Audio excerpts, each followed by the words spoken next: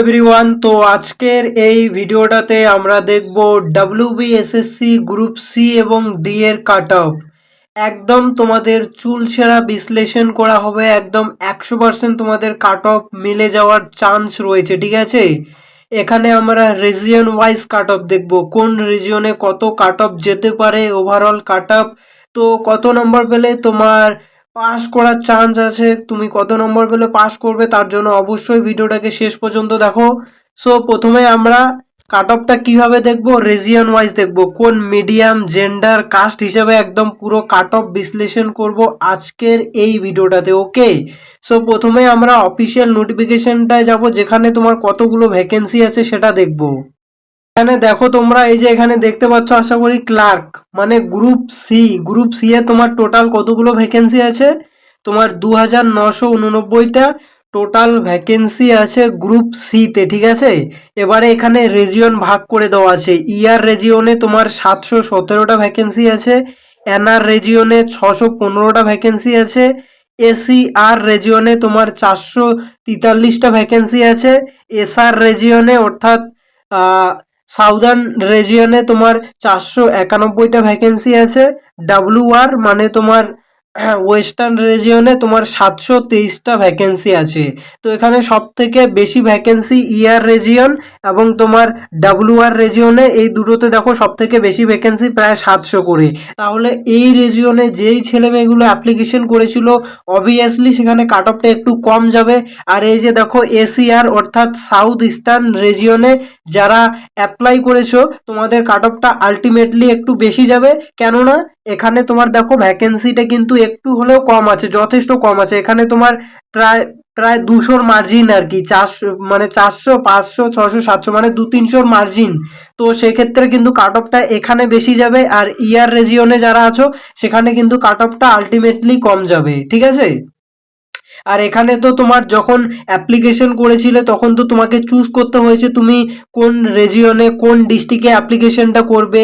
সেক্ষেত্রে কিন্তু কাট অফটা মানে আলাদা আলাদা হয়ে যাবে আর কি, এমনটা না যে পুরো ওয়েস্ট বেঙ্গলে একই কাট অফ থাকবে। ঠিক আছে, তারপরে আবার কাস্ট ওয়াইজ কাট অফটা আলাদা যাবে, এটা তো গেল রেজিয়ন ওয়াইজ।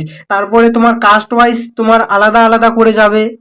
দেন এর পরে যদি আমরা গ্রুপ ডিটাকে একটু ব্রেকডাউন করি, তো গ্রুপ ডি এ কতগুলো ভ্যাকেন্সি আছে আগে আমরা দেখব। ঠিক আছে, সো কোথায় গেল, এই যে নিচে দেখতে পাচ্ছ তোমরা গ্রুপ ডি, তোমার গ্রুপ ডি তে টোটাল ভ্যাকেন্সি কতগুলো আছে, 5489টা তোমার টোটাল ভ্যাকেন্সি আছে গ্রুপ ডি তে। এবারে এখানে ইয়ার রেজিয়নে দেখো 995টা ভ্যাকেন্সি আছে, এনআর রেজিয়নে 1607টা ভ্যাকেন্সি, এসিআর রেজিয়নে 534টা ভ্যাকেন্সি, তোমার এসআর রেজিয়নে 680টা ভ্যাকেন্সি, ডাব্লিউআর রেজিয়নে তোমার 1673টা ভ্যাকেন্সি। তো এখানে এবারে সব থেকে বেশি ভ্যাকেন্সি কি, এনআর রেজিয়ন আর তোমার ডাব্লিউআর রেজিয়ন। তো এই দুটো রেজিয়নে কিন্তু গ্রুপ ডির কাট অফটা কম যাবে, কারণ দেখো যথেষ্ট ভালো ভ্যাকেন্সি রয়েছে। আর কোন রেজিয়নে ভ্যাকেন্সিটা কম, এই যে দেখতে পাচ্ছ 534 এসিআর রেজিয়ন। তো এখানে যারা মানে অ্যাপ্লাই করেছো, তোমাদের কাট অফটা কিন্তু আলটিমেটলি হলেও একটু হলেও বেশি যাবে আর কি।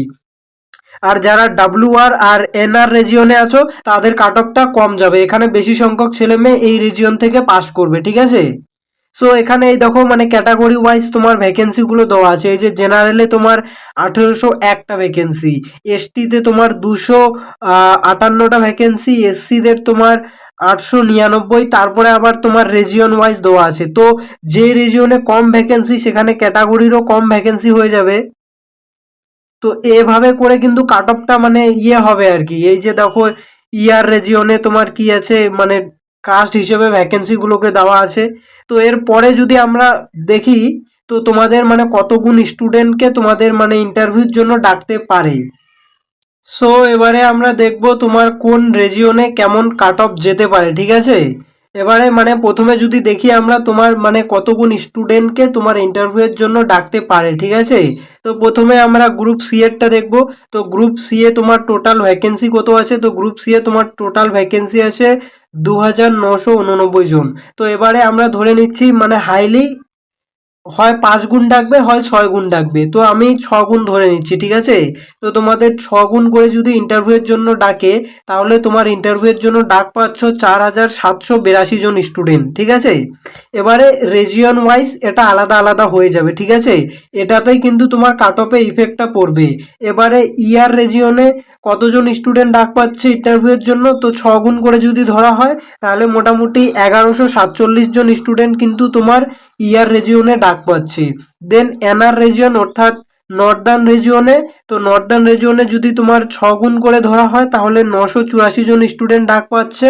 অ্যান্ড এসিআর রিজিয়ন অর্থাৎ সাউথ ইস্টার্ন রিজিয়ন, এখানে যদি 6 গুণ ধরা হয়, তাহলে তোমার ডাক পাচ্ছে 708 জন স্টুডেন্ট।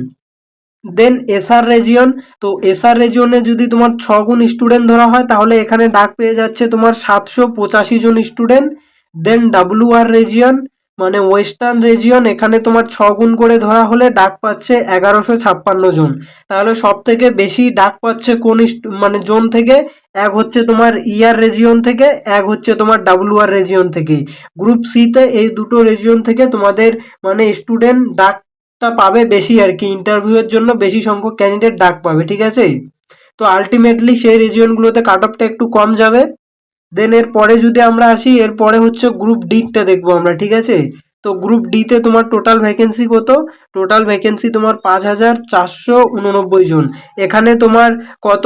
6 গুণ করে যদি ডাকে, তাহলে টোটাল ক্যান্ডিডেট ডাক পেয়ে যাবে 8782 জন স্টুডেন্ট। এখানে তোমার ইয়ার রেজিয়ন থেকে যদি 6 গুণ ধরে নাও, তাহলে 1592 জন স্টুডেন্ট ডাক পাচ্ছে। এনআর রেজিয়ন থেকে যদি ধরো 6 গুণ, তাহলে এখানে ডাক পাচ্ছে 2571 জন স্টুডেন্ট। এসইআর অর্থাৎ সাউথ ইস্টার্ন রিজিয়ন থেকে যদি 6 গুণ ধরে নাও, তাহলে 854 জন স্টুডেন্ট ডাক পাচ্ছে। এসআর রেজিয়ন থেকে যদি ধরো 6 গুণ, তাহলে এখানে 1088 জন স্টুডেন্ট ডাক পাচ্ছে। অ্যান্ড ডাব্লিউআর রেজিয়ন থেকে যদি ধরো তুমি, তাহলে এখানে তোমার ডাক পাচ্ছে 2676 জন স্টুডেন্ট, ঠিক আছে? তো সব থেকে বেশি ডাক পাচ্ছে তোমার এনআর অ্যান্ড ডাব্লিউআর রেজিয়ন থেকেই ক্যান্ডিডেট বেশি সংখ্যক ডাক পাচ্ছে। তো তোমরা যারা এখানে মানে এই রিজিয়নে অ্যাপ্লাই করেছো, তোমাদের কাট অফটা আলটিমেটলি একটু কম যাবে। দেন এরপরে যদি আসি আমরা, ঠিক আছে? তো এরপরে আমরা তোমাদের একটা ওভারঅল কাট অফ প্রেডিকশন করছি, ঠিক আছে? তোমাদের ওভারঅল কাট অফ কত যেতে পারে, ঠিক আছে? তো প্রথমে আমরা গ্রুপ সি এর জন্য দেখবো, গ্রুপ সিতে তোমার কাট অফটা কত যেতে পারে। তো তোমরা তো মানে কাট অফের অনেক ভিডিও আশা করি দেখে নিয়েছো, তো এই কাট অফ একদম সেভ করে নিবে, একদম 99% চার্জ যে এটাই তোমাদের কাট অফ যাবে আর কি। এর আশেপাশে যদি তোমার নাম্বার থাকে, তাহলে তুমি কনফার্ম ইন্টারভিউ ডাক পেয়ে যাবে। তো প্রথমে আমরা গ্রুপ সি এরটা যদি দেখি, তোমার ইউআর এর জন্য কাট অফ কত যেতে পারে। তো ইউআর এর জন্য তোমার কাট অফ তুমি 54 ধরে নাও, ঠিক আছে? 54, এখানে তুমি +-2 করে নেবে। তোমার 54 কাট অফ এখানে +-2 করে নিবে। দেন এরপরে যদি দেখি ওবিসি এ, ওবিসি এর কাট অফ কত যেতে পারে। তো ওবিসি এর কাট অফ তুমি 52, এখানেও তুমি +-2 করে নিবে, ঠিক আছে? দেন এরপরে যদি দেখি ওবিসি বি, তো ওবিসি বিতে তোমার কাট অফ কত যেতে পারে। ওবিসি বি তুমি 53 ধরে নিবে, কারণ ওই ওবিসি এ ওবিসি বি মানে আশেপাশে যায়, 1-2 নম্বরের ডিফারেন্স হয় এদের। তো এখানেও তুমি +-2 করে নেবে। দেন এবারে যদি আসি এসসিতে কাট অফ কত যেতে পারে। তো এসসিতে তোমার কাট অফ তুমি 50 ধরে নাও এখানে, তারপরে এখানে +-2 ধরে নাও, ঠিক আছে?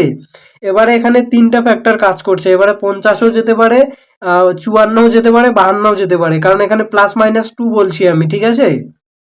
তো সেই হিসেবে কিন্তু তোমাদের কাট অফটা যাবে। এবারে এসটিতে তোমাদের যাদের 48 নাম্বার আছে, ঠিক আছে, +-2 ধরে নাও। 48-এর প্লাস মানে 50 বা 48, মানে ওই +-2 ধরে নাও। এর মধ্যে তোমার নাম্বার থাকলে তোমার ইন্টারভিউয়ে ডাক পাওয়ার প্রবল সম্ভাবনা, ঠিক আছে?